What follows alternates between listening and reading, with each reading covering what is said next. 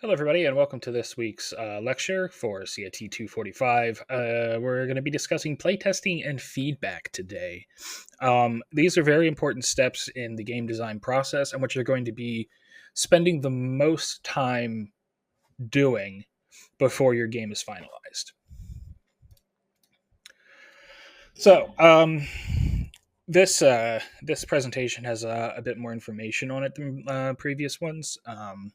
So I will try to go over it quickly, but I'll also be attaching the slides to the course module so you can go over it yourself. So let's start with the importance of playtesting.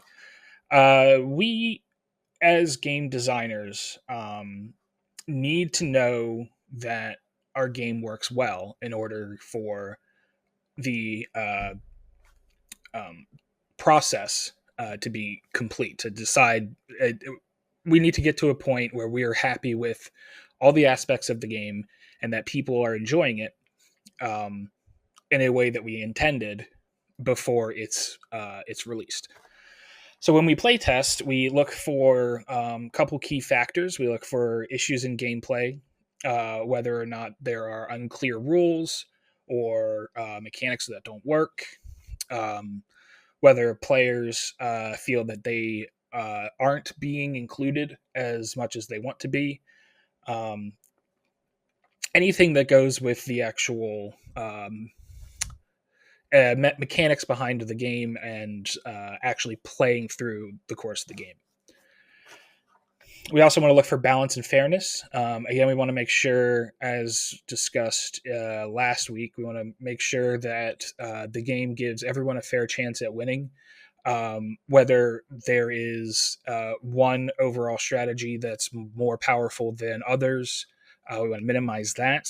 We want to make sure that players have as many opportunities as possible to find a way to win and be competitive in a game. If it's a cooperative game, we want to make sure that everyone in a team is feels that they are properly involved in a meaningful way. Of course, we also want to look at engagement and fun. So we want to make sure that people like playing the game, that there are mechanics and moments in the game that players find enjoyable and want to interact with those things in future plays. Replayability is something that's very important. We want to make sure that people don't play the game once and then say, okay, I know what this is about. I don't want to play it again. So we'll ask questions during playtesting to gauge whether the concept in general is something that players find fun. And the last thing, which is a little bit more concise, I guess, a little bit more, there's a narrower scope to it, is accessibility and inclusivity. Um, we want to make sure that games can be enjoyed by the widest amount of people possible. Um, Whether we have a target audience and that's what we're designing the game for, we want to make sure that as many people within that audience can interact with the game. So accessibility and inclusivity is very important because we don't want to. And I'm going to get in more into this in future weeks, but we don't want to require things in a game that some people can't do or some people have trouble doing because of different physical or mental emotional factors. Uh, while these are things that we can promote during gameplay, like improv skills and storytelling in certain narrative based games, we want to make sure that there is an on ramp, and those with accessibility issues or with um, uh, I guess, yeah, with accessibility issues, don't feel left out and can enjoy the game as well. So when we go to playtest, we have certain goals that we want to achieve through a playtest. Um, these are the similar to the things in the previous slide. We want to make sure that when players are playing the game during a playtest, they are paying attention to these factors: gameplay mechanics, their experience, the clarity of the rules, and the flow and pace. So, what we don't want to have happen is for players to play through an entire hour-long session of a game and then come back with, I don't know what I just did, or I know I had fun, but I couldn't pinpoint specific things in the game that I was looking out for.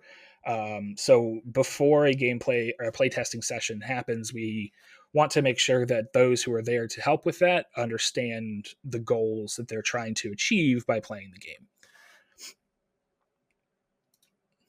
Um, so let's start with the playtesting process. How do we decide who we want to target with our playtesting? How do we recruit playtesters? Um, this can go several different ways, and the examples on the slide are kind of just a suggestion. It really depends on your access to groups of people. If you are designing a game for a certain demographic, whether it's young adults or whether it's a family game, like for younger children and parents to play, whether it's a very complex um, strategy game that's probably best suited for um, advanced gamers, we want to make sure that the playtesters who are testing the game are within that target audience. And we also want to make sure that um, they can best represent those demographics one way or another. So for these examples for young adults, if we looked at, which I am, I guess, under the assumption that most of us are, college students, gamers, teens, your group that you probably have, like your friend group would be a good example of that. When you go into like, oh, you want to do like a family or a children's game, you want to make sure that your playtesting sessions are done with children, parents, kids within the age groups that you want playing the game, maybe kids in younger, older age groups, depending on if you want to see if this game is viable for those age groups.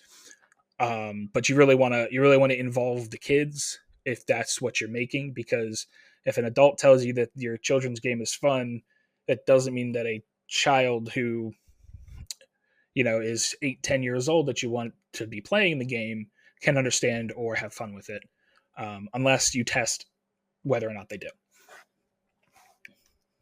And then, of course, this third example, the strategy game, if you are testing things that are higher difficulty level or higher complexity level, having players who have that competitive bend or that strategy bend really helps with that, helps narrow down issues that you have with your mechanics or with your game balance.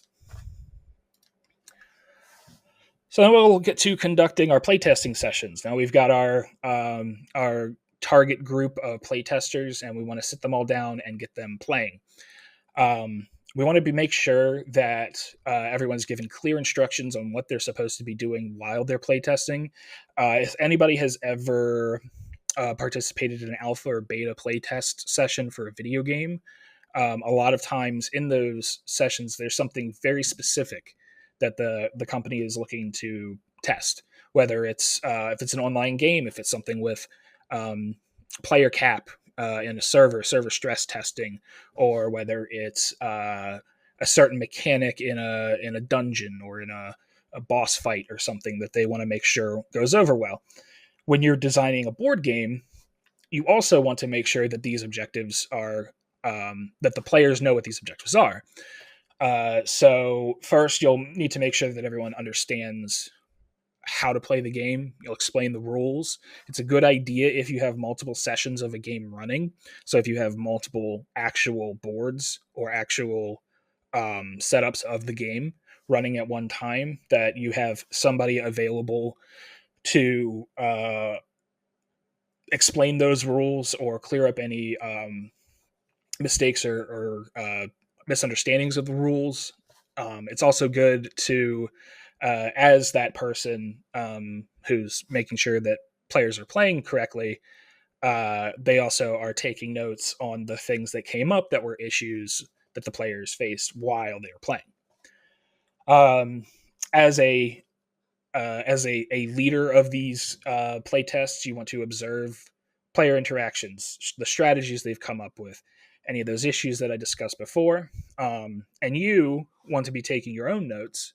Um, Whereas later on, we'll be asking the players to give their feedback, and these data points can be very helpful. The things that you notice as somebody who has designed the game or is more experienced with the game than anybody else might not be as clear to players who are playing it for the first time. Um, so it's good to compare that because you might notice something that's very intricate in your game that nobody else did because nobody else has experienced the game without that thing. After players have played the games, you'll usually set up a 1 or 2 hour period, depending on availability, the size of the group, things like that, how long the game that you're testing takes to play, and try to get 1 or 2 play tests of the game, iterations of that play test, and then you'll gather feedback from everybody.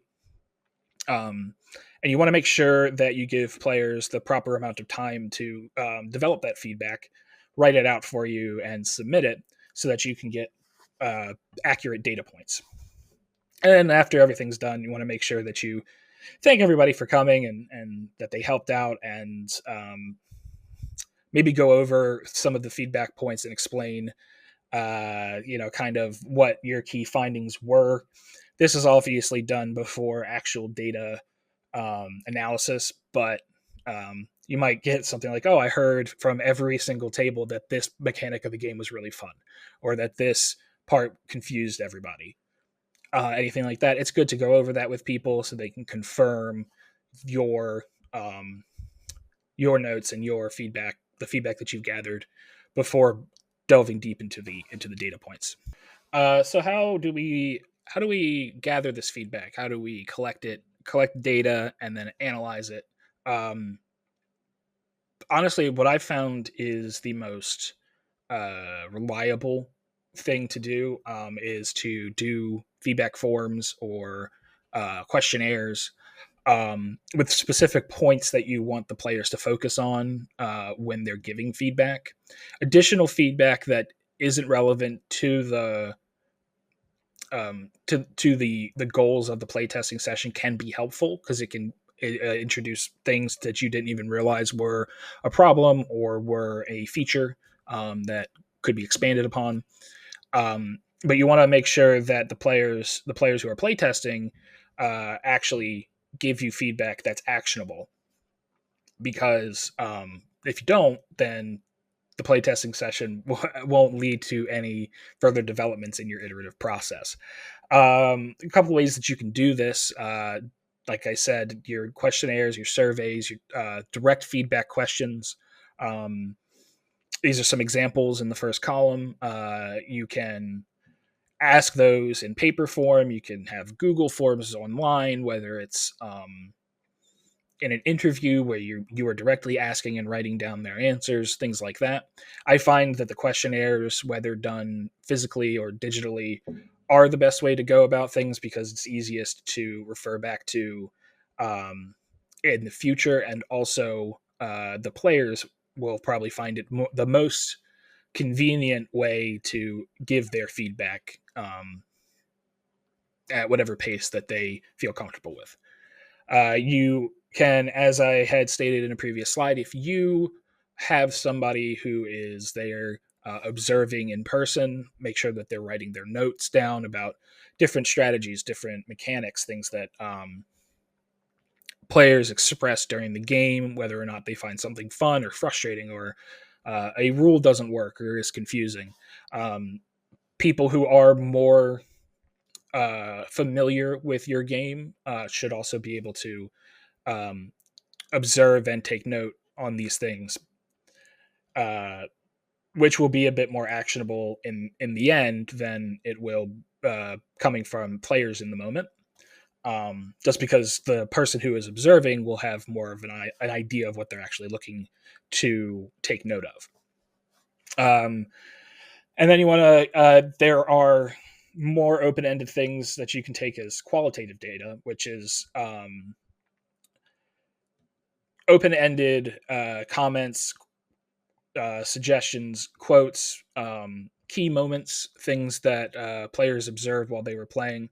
This is that do you have any additional feedback for us thing uh, in a survey. The idea being that while this is not something that you can necessarily plot on a graph, it gives you a more natural feeling explanation of how players are interacting with your game. Too far. This next slide. This is a example of a feedback form that you can use. I wouldn't. I will be adding this to the course module for this week, so that you can download it. But I would.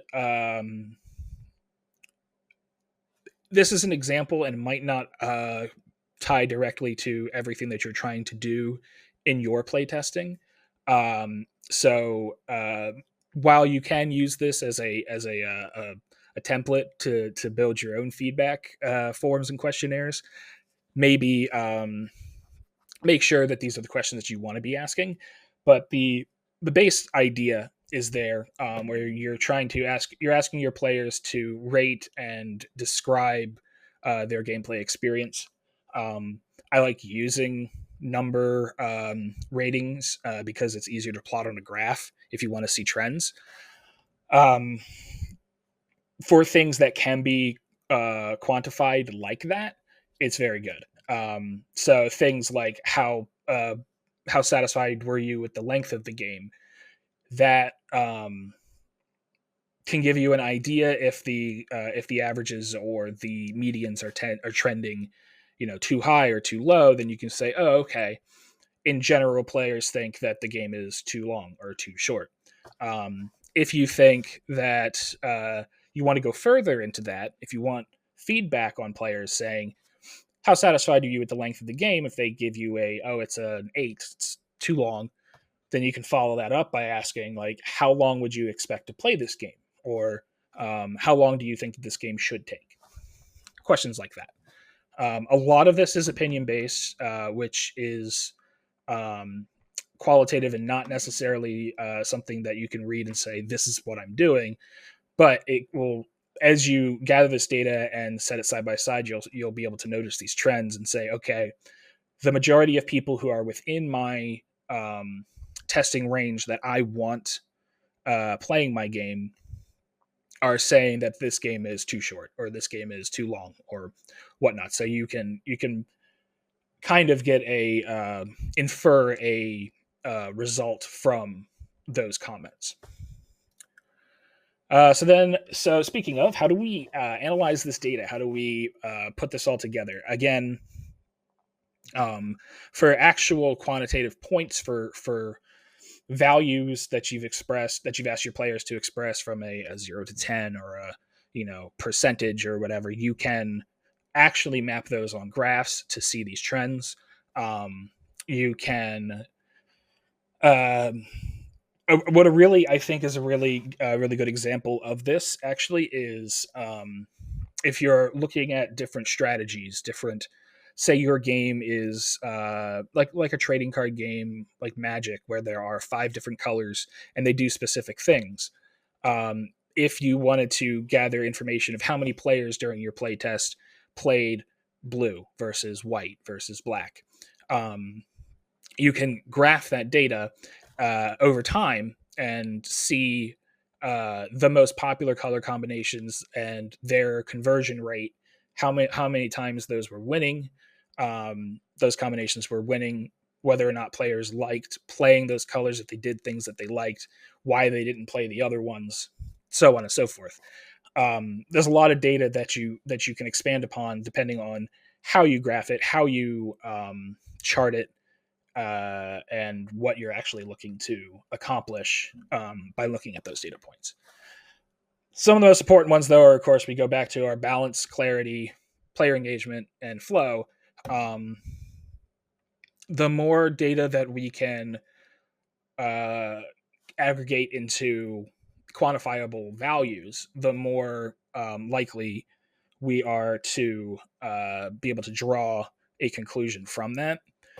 So, if majority of players, if you graph everything onto a mean line to see exactly kind of the number of players who feel where they feel on a scale of how long a game is or how well it flows, depending on where that block ends up on your graph, you can say, oh, okay, most people think that the game is too short. So now we need to figure out ways to extend the length of the game, add more turns, add more things to do during a turn, and then you're going to take all of that data, whatever you've discovered is important to change into your game, and then you're going to implement that into your next prototype, your next design, and then you're going to reiterate and do this again. You're going to retest. Maybe grab the same people, maybe grab new people if you can. A combination of both is nice, because players who have played the game before will be able to tell you things that were different, and whether or not they liked the changes between the two versions. And the players who haven't played the game before will have a fresh take on what you currently have, and then you can take their feedback, take that data, compare it to your previous data, and see the trend, whether or not players have similar or differing opinions on the two different versions of the game.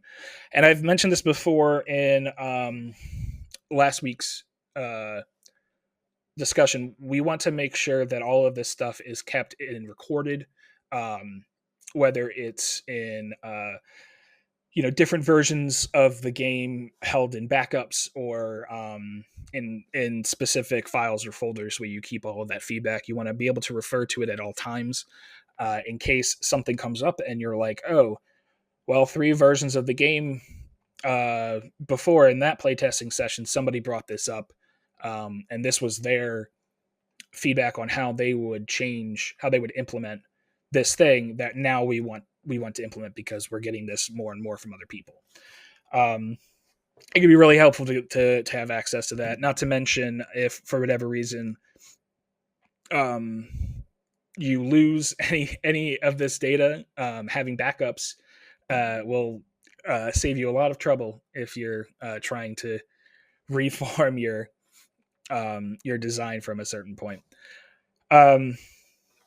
Moving forward today, or this week, I should say, we have coming up in the projects is our please hold advanced game mechanics project. I have not actually posted the project outline yet, but I will be doing that this week. From this point forward, you're going to be looking to design based off of what your final project wants to look like. So you're going to take your prototype that you designed over the past couple of weeks, and now implement more advanced game design methods, including iterative design, including playtesting, and change your prototype into a more refined version of what you're looking to accomplish by the end of the semester. So please make sure that you take all of the notes that I've put out in today's discussion to heart, and use that in your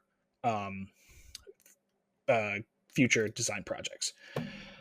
One last note, I will post this as well in the course space. I am going to be out of town for the next week, so I will have access to all of my communication channels, but if I'm a little slow in responding to you, it's because I'm traveling. My video game company, Dogwood Gaming, we are showing a demo of a video game that we're producing at a vintage car show this week. So I have to fly up to Rhode Island to go to the museum and help out with all of the setup for that and everything. That was it. So thanks everybody for checking out today's lesson, and I will talk to you all next week.